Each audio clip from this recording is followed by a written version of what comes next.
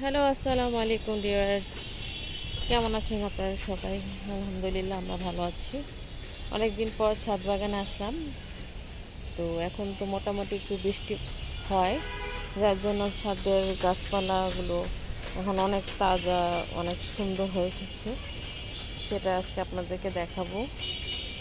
এটা রায়বেলি, এই কলিগুলো বড় হয়ে গেছে। আর এটা হচ্ছে একটা মরিচ গাছ। মরিচ গাছটা বড় হয়েছে কিন্তু এখনো মরিচ হচ্ছে না। প্রবলেমটা কি আমি আসলে বুঝতে পারছি না। আর এটা হচ্ছে আমার একটা মিষ্টি কুমড়ার গাছ। এখন কত বড় হয়ে গেছে, কত বড় বড় পাতা। এখানে হাউজে লাগিয়েছি তো অনেক মাটি পেয়েছে, অনেক বড় হয়ে গেছে। কত লম্বা ঝাঁকাটা! এখানে এই ঝাঁকাটার উপর উঠিয়ে দেওয়ার জন্য চেষ্টা করতেছি, উঠালে মোটামুটি গাছটা একটু ফিক্সড হবে। উঠে গেছে, এই তো আগাটা। এটা সিম গাছ, এটা আর উঠানো হয় নাই, কিন্তু গাছটা বড় হচ্ছে, এই জন্য আর উঠাতে চাচ্ছি না। আর লেবুগুলো বড় হয়েছে মাশাআল্লাহ। যে গাছ ভর্তি করে ফুল আসছিল, আর তারপরে সব পড়ে যাওয়ার পরে যতটুকু ছিল। আর এখানে হচ্ছে এই যে বেগুন গাছটা, এই যে বেগুন দেখা যাচ্ছে। মানে এই মিষ্টি কুমড়ার গাছটার জন্য সব গাছ ঢেকে গেছে আমার। এখানে একটা মেহেদি গাছ আছে, এটাকে মিষ্টি কুমড়ার গাছ ভরে ফেলছে।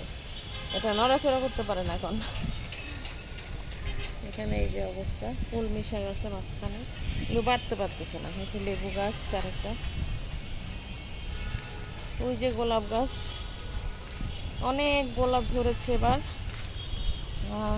এখন রয়েছে একটা, পড়ে গেছে পাপড়ি। আর এই যে একটা আছে, এই যে আনার গাছের আনারও এবার পড়ে গেছে, কারণ মাঝখানে হঠাৎ করে পানি দেওয়া হয়নি। গাছটার অবস্থা খুব খারাপ ছিল, পরে যে কটা আছে আনার আর কি। লেমন গাছটার অবস্থা খুবই খারাপ, পুঁই শাক হচ্ছে। এটা করলার গাছ, নিম গাছ। আর এটা হচ্ছে আমার এই গাছ, এই বেলি ফুলগুলো আমি একটু আগে এই গাছ থেকে উঠিয়েছি, এই যে গাছটা থেকে। ভিডিওটা করতে ভুলে গেছিলাম। আর এটা হচ্ছে আমার ড্রাগন গাছটা, কত বড় হয়ে গেছে।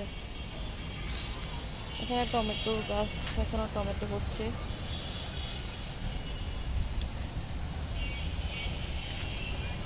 এখানে বেগুন গাছে বেগুন হয়েছে।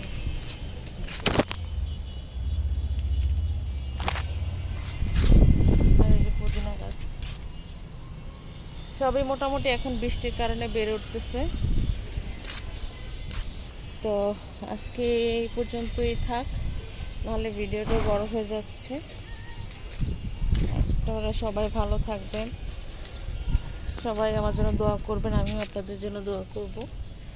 আল্লাহ হাফেজ।